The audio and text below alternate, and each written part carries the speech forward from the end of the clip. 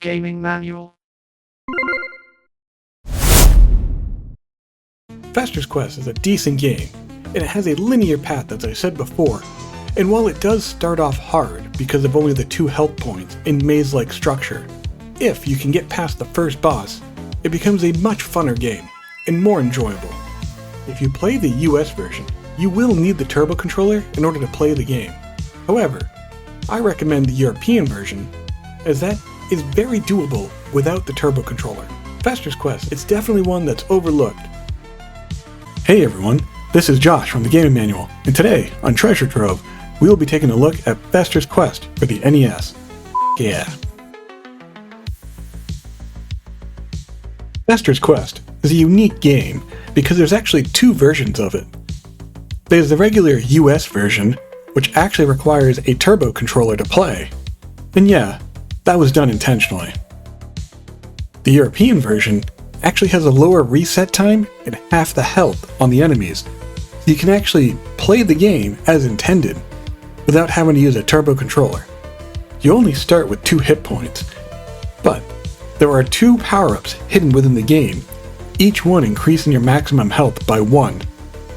This makes a huge impact on how the game plays and feels, but unfortunately, because it was hidden, not a lot of people found it right away.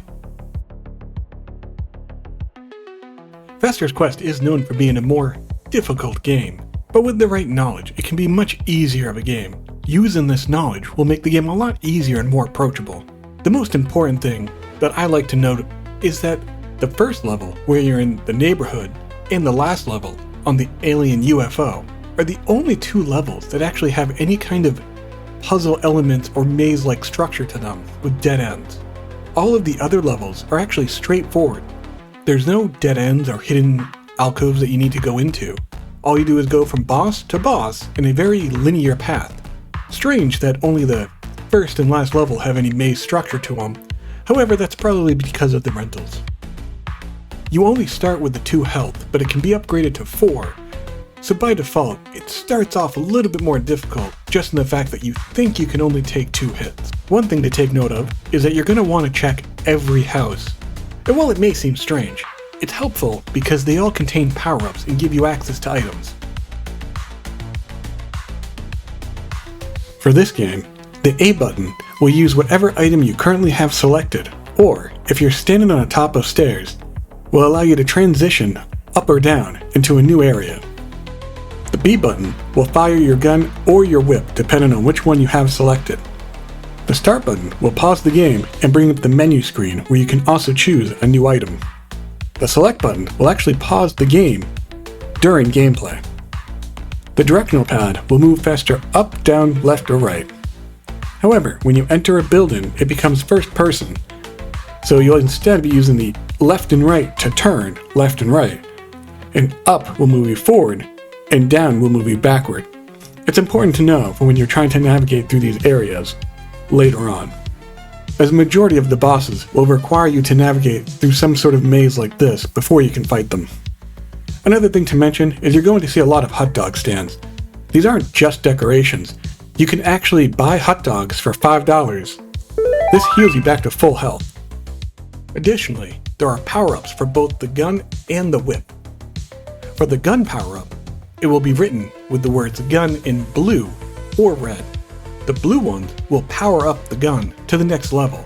There is a maximum of 8 levels in total, and it is actually beneficial to probably spend a good 5 to 10 minutes at the start of the game to grind this up to the maximum level.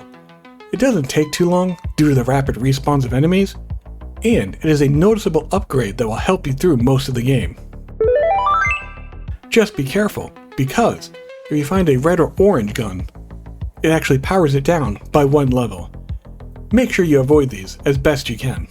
And, just like the gun, the whip also can be upgraded by picking up the word whip written in blue. However, this only has 4 levels, but is much stronger than the gun. The drawback is the shorter range, of course. As with the gun, picking up a red or orange whip will downgrade the weapon by 1 stage. Just like with the gun, do your best to avoid these. As I suggested with the gun, I also suggest using the whip and upgrading it before moving on to the next area. Ideally, using the whip to power it up will help you get more comfortable with the range, as the range can vary depending on what level it is. Speaking of items, here's a quick overview of what each item will do. The light bulb is used to light up dark areas, or more precisely, the underground levels, such as the sewers. The key is required to unlock the doors to the houses, giving you access to other Atom family members who will give you items to help you on your way. Money. This is what you use to buy hot dogs. You'll need at least 5 of them, and purchasing one will fill your life to full no matter how much life you have. The vice grip. The vice grip is very straightforward. If you get hit by certain enemies, they'll slow you down, and the vice grip, when you use it, will return you back to normal speed. Potions. There are 2 types of potion. The yellow one will actually heal you. If there are no hot dog stands around, or in a boss fight, it's definitely best to use these, but you can only hold 5 of them. The invisibility potions, as they call it in the manual, actually makes you invulnerable. It's the one that has a red-purple color to it. Just like with the health potion, you only have 5. However, these are very helpful for boss fights, as you can just sit in front of the boss and attack them relentlessly. Missiles. These, as you may have guessed, are missiles. They're actually homing missiles, and while they are useful, it's best to save these for the final boss. As far as I'm aware, this is really the only way to get past the second phase of the final boss fight, as otherwise you'll just simply be killed by the homing attacks of the boss. The noose. Lurch will appear and clear the screens of all of the enemies. Sadly, this does not work on boss fights. TNT. The TNT will cause a large explosion. Personally, this is the least helpful item. This is because there's a delay, and because of how rapidly the enemies respawn, you'll typically find yourself walking further and further into a corner. My recommendation? Just use your gun or your whip, as most likely the TNT is going to walk you into a corner in a situation that you can't get yourself out of. There is of course a glitch in the game that will allow you to beat any boss except for the final boss. All you have to do is use the invisibility potion and then walk up to the upper left corner. Switch over to your key and start spamming the A button. Believe it or not, there is actually a glitch because there is access to a door.